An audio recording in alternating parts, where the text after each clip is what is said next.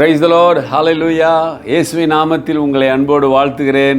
உங்களை அன்போடு இந்த காலை உடன்படிக்கை தியானத்திற்கு வரவேற்கிறேன். கர்த்தர் நல்லவர்.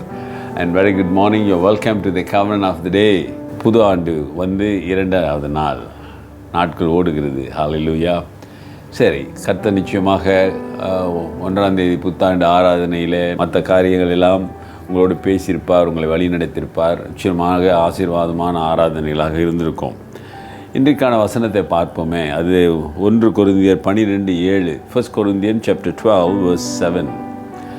But the manifestations of the Spirit is given to each one for the profit of all. ஆவியினுடைய அனுகிரகம் அவனவனுடைய பிரயோஜனத்திற்கென்று அளிக்கப்பட்டிருக்கிறது.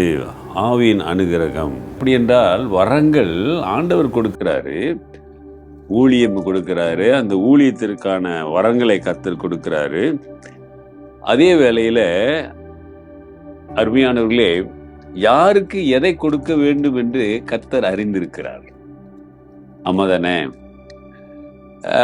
நீ விரும்புகிறதை அவர் உனக்கு கொடுப்பது அல்ல,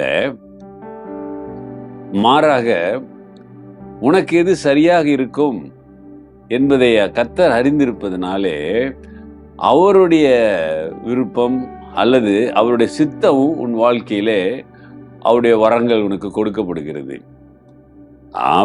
ஆவியினுடைய அனுகிரகம் அவனவனுடைய பிரயோஜனத்துக்கென்று அளிக்கப்படுகிறது. அப்ப ஆண்டவர் அவருடைய வரங்களினாலே கொடுப்பது அது எல்லாருக்கும் ஆசீர்வாதமாக இருக்க வேண்டும் என்பதற்காக. ரொம்ப ஒரு சுயநலமான வரங்கள் அல்ல, சுயநலமான பணியும் அல்ல. இன்றைக்கு பார்க்குற போது நானும் என் வீட்டாரும் என் குடும்பம் என்னுடைய உறவினர்கள் அவங்களுக்குன்னு ஒரு ஊழியம், அதுக்குன்னு ஒரு கூட்டம், அதுக்குன்னு ஒரு சபை, அதுக்குன்னு அப்படியே இருப்பது கர்த்தர் விரும்புகிறார் நினைக்கிறீங்கம்மா? தப்பல்ல. ஆனால் யோசித்து பார்த்தா அது ரொம்ப சுயநலமாக இல்லைங்களா? சுவிசேஷம் எல்லாருக்குரியது. கர்த்தரை அறியாதவர்களுக்கெல்லாம் அது போய் சேர வேண்டும். அப்போ ஆண்டவர் என்ன செய்கிறாரு? எல்லாருக்கும் பிரயோஜனமாக இருக்கிற ஊழியத்தையும் வரத்தையும் கிருபையும் அவர் தருகிறார். அல்லேலூயா. கர்த்தருக்கு பிரியமானவர்களே, ஆகிய ஆவியினுடைய வழி நடத்துதல் எல்லாரும் நன்மை அடையும் தக்கும் வகையிலே இருப்பது நிச்சயம். அதை நாம் நிதானிக்க முடியும். ஆகவே இந்த புது ஆண்டிலேயே ஆண்டவருக்கு ஒப்பு கொடுங்க. ஊழியத்தின் பாதையிலே அல்லது உங்கள் ஆன்மீக வாழ்க்கையின் பாதையிலே நீங்கள் கர்த்தருக்கு பிரயோஜனமா காரியங்கள் செய்யுங்க. அது நிச்சயமாக ஆசீர்வாதமாக இருக்கும். அந்த வசனத்தை மீண்டும் படிக்கிறேன். ஆவியினுடைய அனுகிரகம் அவனுடைய பிரயோஜனத்திற்கென்று அளிக்கப்பட்டிருக்கிறது.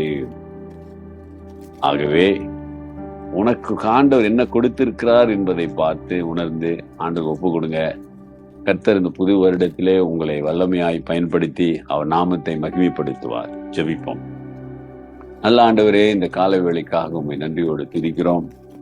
இந்த புதிய நாளை, புதிய ஆண்டை ஆசீர்வதிங்க.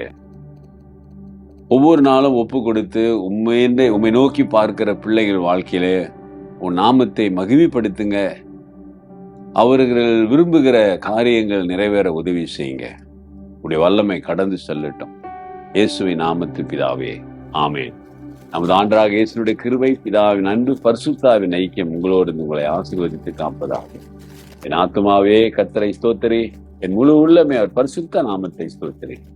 என் ஆத்துமாவே கர்த்தரை ஸ்தோத்திரி, அவர் செய்த சகல உபகாரங்களை மறவாதே. ஆமேன். பிரதர், சிஸ்டர், சகோதரனே, சகோதரி, உன்னுடைய பணி அநேகருக்கு ஆண்டவருடைய நாமத்துக்கு மகிமையாக இருக்க ஒப்பு கொடுங்க.